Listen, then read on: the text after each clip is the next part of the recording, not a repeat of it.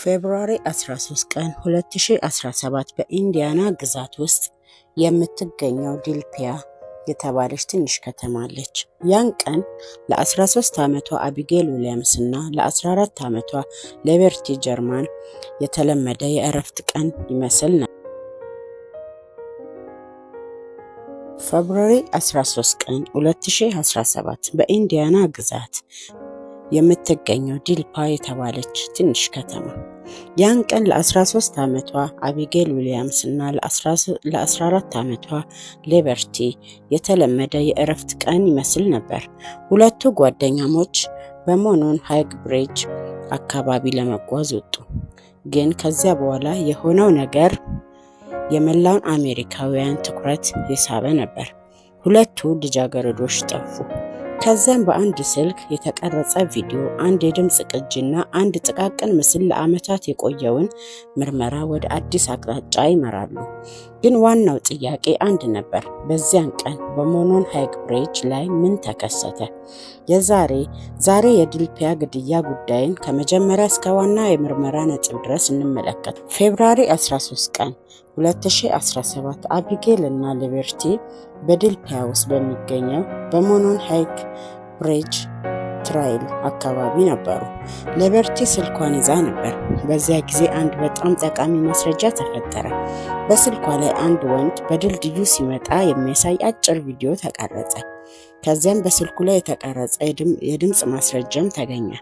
በዚያ ቅጽበት ግን ማንም ሰው ይህ ትንሽ ቪዲዮ ከዓመታት በኋላ የጉዳዩን እጅግ አስፈላጊ ማስረጃ ሆኖ እንደሚገኝ አላወቀም ነበር። ልጃገረዶቹ ከዚያ በኋላ ተመልሰውም አልመጡም። ቤተሰቦቻቸው መጥተው ሲያጧቸው ፍለጋውን ጀመሩ። ፖሊስ፣ የአካባቢ ሰዎችና በጎ ፈቃደኞች የአካባቢውን ደንና መንገዶች መፈተሽ፣ ነገር ግን ፍለጋው ወደ አሳዛኝ ግኝት ይመራል። የካቲት 13 ቀን 2017 ምሽት ሲቃረብ የአቢጌል እና የሊበርቲ ፍለጋ በጣም አሳሳቢ ሆነ። በማግስቱ የፍለጋ ቡድኖቹ በዲልፒያ አካባቢ ፍለጋቸውንም ቀጠሉ። ፖሊሶች እና በጎ ፈቃደኞች ደን፣ መንገዶችን እና በድልድዩ አቅራቢያ ያሉ ቦታዎችን ይፈትሹ ጀመር። በዚህ ጊዜ የፍለጋ ውጤት የሁሉንም ሰው ልብ የሚሰብር ሆኖ ተገኘ። ሁለቱ ልጃገረዶች ሞተው ተገኙ። የምርመራ ቡድኑ ቦታውን እንደ ወንጀል ቦታ በመቆጣጠር ማስረጃ መሰብሰብ ጀመረ።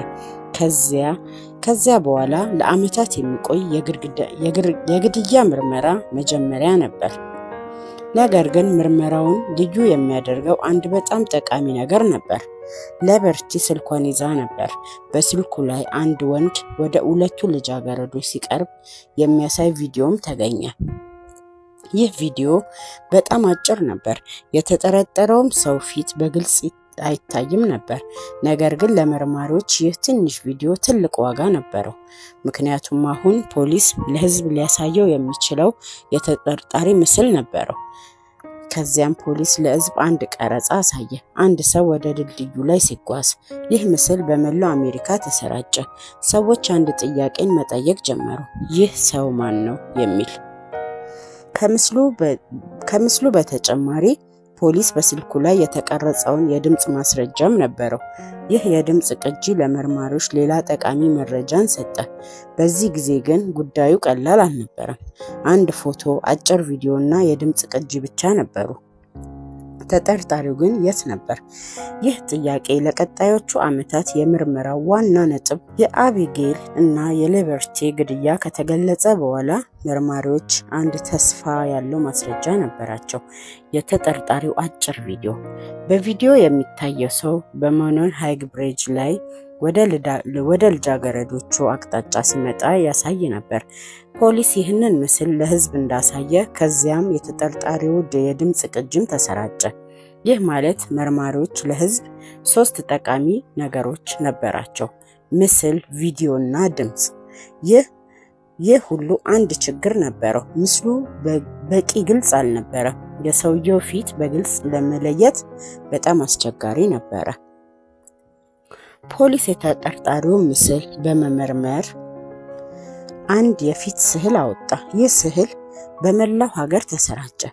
ሰዎች የሚያውቁትን ሰው ምስል እየተመለከቱ ፖሊስን ማነጋገር ጀመሩ። ነገር ግን እውነተኛው ተጠርጣሪ እስካሁን አልተገኘም።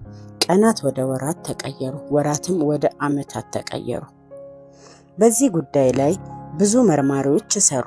ኤፍቢአይ እና የአካባቢው የሕግ አስከባሪዎችም ምርመራውን ደገፉ። ብዙ ሰዎች ጥቆማዎችንም ሰጡ። ነገር ግን ከእነዚያ ጥቆማዎች መካከል ተጠርጣሪውን በግልጽ የሚያመለክት አንድ ጠንካራ እርምጃ ለመውሰድ የሚያስችል መረጃ አልተገኘም። ጉዳዩ እንደሚያመለክተው የማይፈታ ምስጢር ሆኖ ቀጠለ። 2019 ዓመት አንድ ትልቅ ለውጥ መጣ። ፖሊስ ከዚህ በፊት ከተለቀቀው ምስል የተለየ አዲስ የተጠርጣሪ ስዕልን አሳየ። ይህ ምስል በምርመራው አዲስ አቅጣጫ ለመክፈት ተስፋ ሰጠ። ግን ከዚያ በኋላ የተከሰተው ነገር ለብዙ ሰዎች አስገራሚ ነበር። እውነተኛው ተጠርጣሪ ከዲልፒያ ርቆ አልነበረም እና ከዓመታት በኋላ መርማሪዎች ወደ አንድ ሰው ትኩረታቸውን ማድረግ ጀመሩ። ስሙ ሪቻርድ አለን ይባላል። የዲልፒያ ጉዳይ ለዓመታት ሲመረመር ቆየ። በ2017 እና በ2019 የተለቀቁትን የተጠርጣሪ ምስሎች ብዙ ሰዎች እንዲያስታውሱ አድርገዋል። ነገር ግን የጉዳዩ እውነተኛ ለውጥ የመጣው ከአንድ የቆየ የምርመራ መረጃ በመነሳት ነበር። ሪቻርድ አለን በዲልፒያ አካባቢ የሚኖር ሰው ነው። ከዚህም በላይ በ2017 በጉዳዩ ላይ ለመርማሪዎች መረጃ የሰጠ መሆኑ በኋላ ተገልጿል። ይህ ጉዳይ የሚያስገርም ነጥብ ነበር፣ ምክንያቱም ምርመራው ከመጀመሪያው ጀምሮ በሞኖን ሃይግ ብሪጅ አካባቢ የነበሩ ሰዎችን ለመለየት እየሞከረ ነበረ። ከዓመታት የምርመራ ሂደት በኋላ መርማሪዎች ከሪቻርድ አለን ላይ ትኩረት አደረጉ። በ2022 የኢንዲያና የሕግ አስከባሪዎች እሱን ከሁለቱ ልጃገረዶች ግድያ ጋር በተያያዘ እንደ ተጠርጣሪ ያዙት። ይህ ዜና በማህበረሰብና በመላው አሜሪካ ትልቅ ድንጋጤን ፈጠረ። 5 ዓመታት ያህል የቆየው ምርመራ ተጠርጣሪውን አገኘ። ነገር ግን አንድ ጥያቄ ቀረ። ፖሊስ ወደ ሪቻርድ አለን የደረሰው በምን ማስረጃ ነው? ይህ ጥያቄ ከታሰረ በኋላ የጉዳዩ ዋና ነጥብ ሆኖ ቀጥሏል። ሪቻርድ አለን በሁለቱ ልጃገረዶች ግድያ ተከሰሰ። ነገር ግን ክስ መቅረብ ብቻ ሰውን ጥፋተኛ ያደርገው። ይህ የአሜሪካ የፍትህ ስርዓት መሰረታዊ መርህ ነው። ተከሳሹ ጥፋተኛ መሆኑን በፍርድ ቤት እስኪረጋገጥ ድረስ ንጹህ እንደሆነ ይቆጠራል። ስለዚህ ከዚህ በኋላ የምርመራው ትኩረት ከማን ነው ወደ በቂ ማስረጃ አለ ወይ የሚለውን ጥያቄ ተቀየረ እና ይህ ወደ ቀጣዩ ትልቅ ክፍል ሪቻርድ አለን በ2022 ከታሰረ በኋላ የዲልፒያ ጉዳይ ወደ አዲስ የህግ ሂደት ገባ። የጉዳዩ ትኩረት ከዚህ በፊት በተጠርጣሪው ፍለጋ ላይ ነበር። አሁን ግን ጥያቄው በፍርድ ቤት ሊያሳምን የሚችል በቂ ማስረጃ አለ ወይ ነው። የጉዳዩ ሂደት ረጅም ሆነ እና በምርመራው ወቅት የተሰበሰቡ ብዙ ማስረጃዎች በፍርድ ቤት ተመረመሩ። ከነዚህም ውስጥ የሊበርቲ ስልክ ላይ የተገኘው ቪዲዮ እና የድምፅ ማስረጃ ከጉዳዩ ዋና ነጥቦች መካከል ሆነው ተገኙ። በፍርድ ቤት የቀረቡ ማስረጃዎች ብዙ አይነት ነበሩ። የስልክ መረጃ፣ የምስል ማስረጃ፣ የምስክሮች መረጃ እና የፎረንሲክ ምርመራዎች ሁሉ በሂደቱ ተመረመሩ። በዚህ ጊዜ ለ7 ዓመታት የሚጠጋ ጊዜ የቆየው ጉዳይ በመጨረሻም ወደ ፍርድ ሊደርስ ተቃረበ። የፍርድ ውሳኔውም በ2024 የሪቻርድ አለን የፍርድ ሂደት ተካሄደ። ዳኞች የቀረቡትን ማስረጃዎች ከሰሙ በኋላ ውሳኔ ሰጡ። ሪቻርድ አለን በአቢጌል እና በሊበርቲ ግድያ ጥፋተኛ ተባለ። ከዚያም የቅጣት ውሳኔ ተሰጠ። ይህ ለሁለቱ ቤተሰቦች ለዓመታት የቆየውን የሕግ ፍለጋ ወደ አንድ መደምደሚያ መጣ። ነገር ግን የዲልፒያ ጉዳይ ለብዙ ሰዎች ከአንድ የወንጀል ታሪክ በላይም ነበር።